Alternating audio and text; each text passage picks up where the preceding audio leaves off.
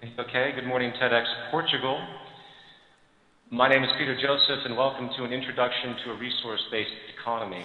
The goal of the following brief presentation is to outline the basic train of thought that arrives at this new economic model, which is based not on the movement of money as we know today, but rather the intelligent management of the Earth's resources, drawing inference from the physical world as to the most efficient, strategic, and sustainable method for meeting the needs of the human population.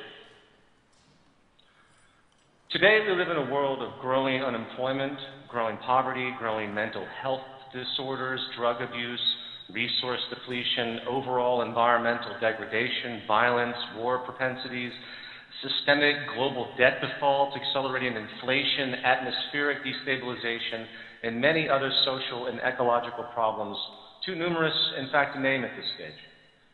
And while these issues continue to persist to one degree or another, regardless of the political party in power or even the country, you might notice that there is a general dismissal by the public to consider that maybe the socioeconomic system itself, the very foundation of our society, could be intrinsically flawed and at fault.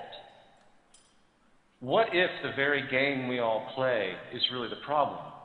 What if the very nature of the dominant institutions and methods of our time is actually creating and reinforcing certain behavioral tendencies which are, to put it simply, unsustainable and destructive?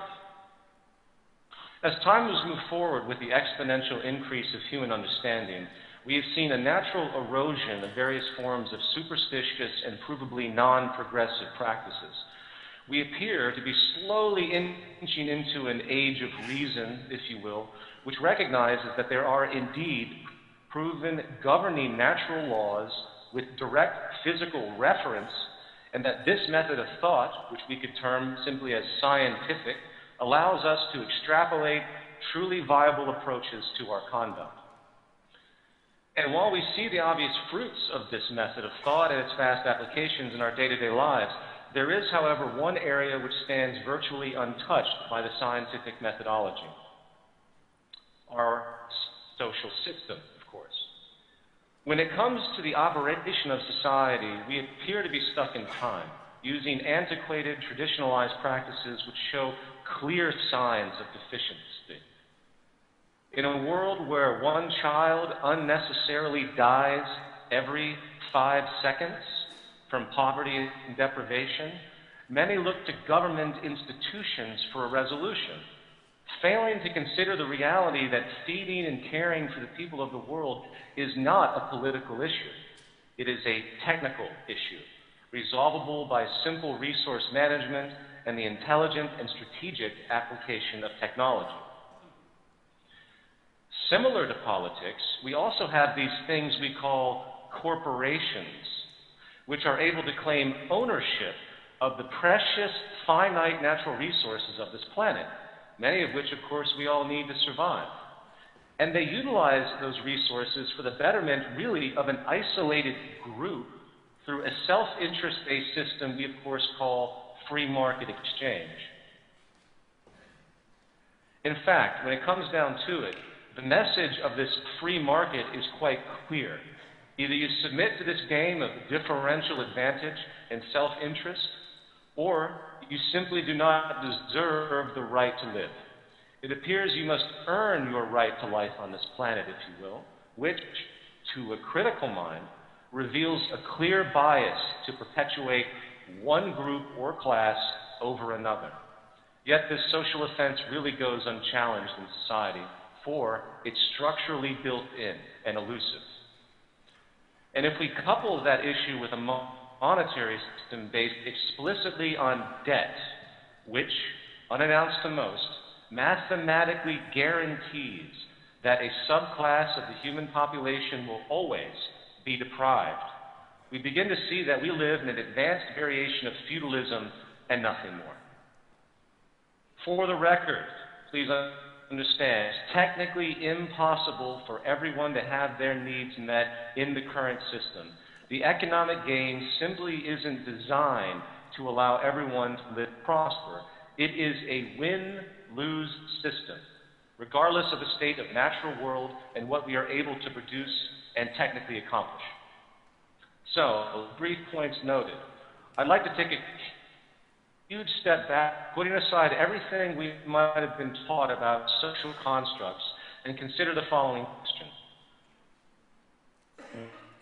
What are the immutable foundations of human health and prosperity, and construct a system which meets those needs for the entire human population, also understanding that we live, of course, on a finite planet, ensuring the sustainability of our habitat for future generations. To answer this question, we need to first consider the issue of human need or human necessity itself. Across the entire human species, there are basic evolutionarily programmed needs which virtually all human beings share. If we do not get proper nutrition, food, air, and water, we'll cease to exist over time, obviously. If we're exposed to substances which are chemically toxic to our biology, we will likely get very sick. If we suffer a serious vitamin deficiency as a child, there is a predictable detrimental outcome for personal health, such as stunted growth or immunity problems. But as the human sciences have progressed, we find that human needs do not stop at this basic, commonly observed level. Humans have been found to be, in fact, biopsychosocial organisms, meaning we are intrinsically affected by our environment symbiotically in many subtle and complex ways. For instance, if a mother in the late stages of pregnancy suffers extreme emotional stress, flooding her system with cortisol, a stress hormone, the nervous system of that unborn child could be predictably compromised in a negative way for the rest of his or her life, and nothing can be done to cease that problem. This goes for infancy and early childhood as well. Critical developmental periods where the organism is literally being adapted to the perceived nature of the world they're entering. An impression which has been found to carry over for the entire life of that person in many ways as well. If that critical period is met with negative stress, suffering, and pain, it has been found, of course, that that child's development could evolve into predictable antisocial tendencies, including propensities for addictions and violence in later life. This is a very new science. The point here is that the physical, mental, and emotional health of a person can no longer be considered an isolated affair if our intent as a society is to produce psychologically and physically healthy human beings. The whole of society must be designed to meet our needs correctly. So, given this basic understanding, how would we go about logically designing a society that actually supports the human species outright, along with, of course, maintaining our environmental stability and sustainability? And this brings us to the concept of a resource-based economy.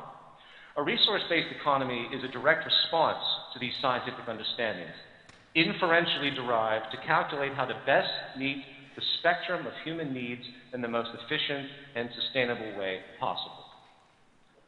From there, we are able to arrange a society with very little need for human opinion. If, of course, our collective goal is to simply maximize our sustainability and economic efficiency, the system becomes self-evident, natural.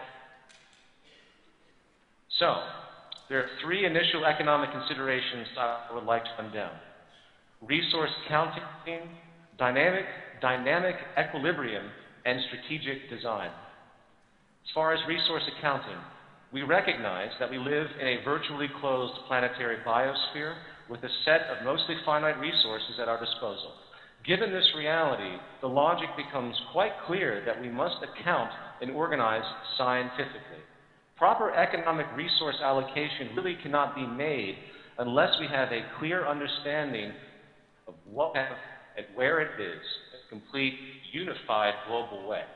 Eventually, in fact, this understanding will also lead to what we could call the carrying capacity of the Earth, which is also very important information in general that I will not expand on right now. So, this accounting considered. The next step is to track our rates of change and regeneration. Here we have what could be called dynamic equilibrium.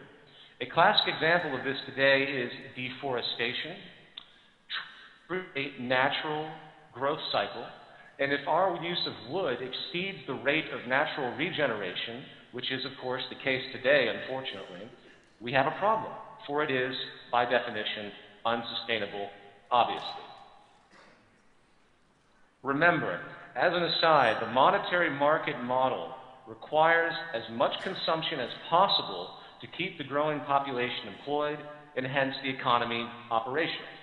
This is, of course, simply ecocidal as an approach. A core requirement of a true economy is to economize or be strategically efficient and conservative. Today, in fact, by all measures, we live in an anti-economy, based erroneously on consumption, not conservation and sustainability. And this brings us now to strategic design. Efficiently meeting human needs on a finite planet in a sustainable way means resource allocation must be optimized strategically.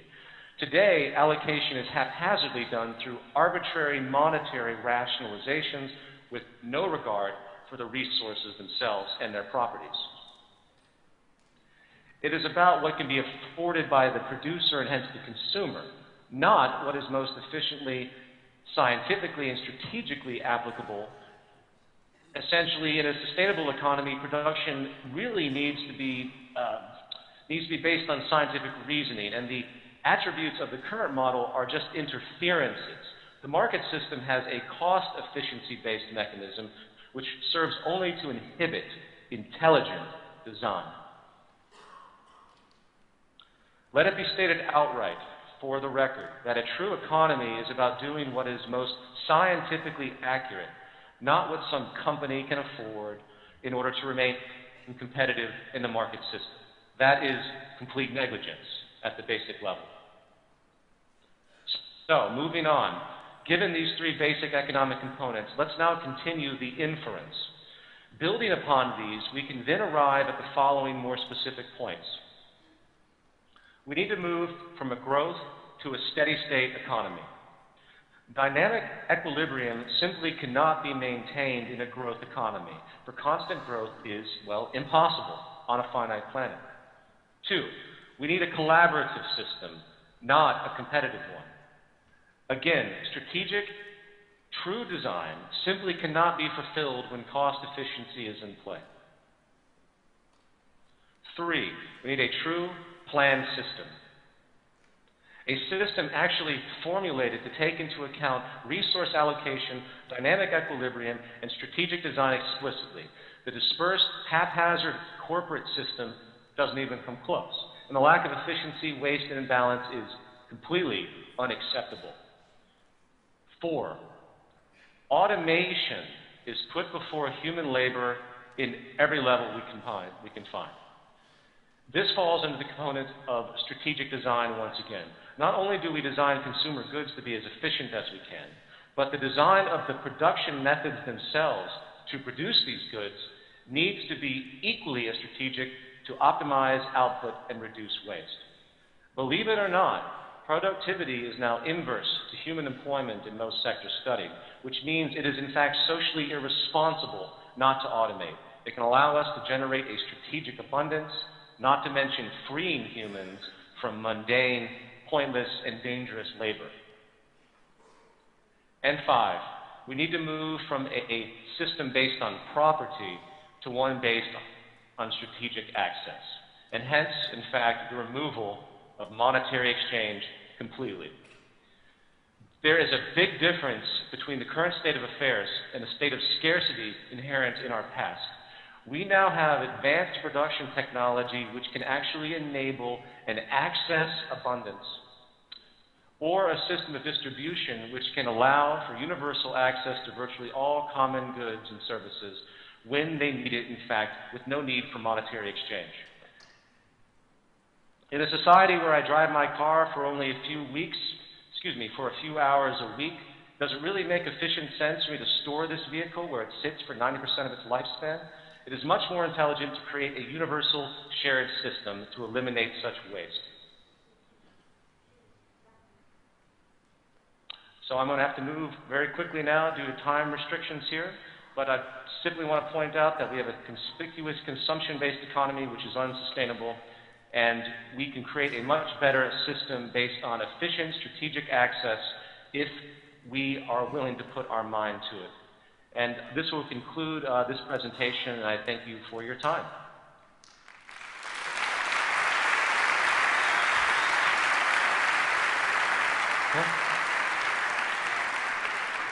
Well, thank you, Peter.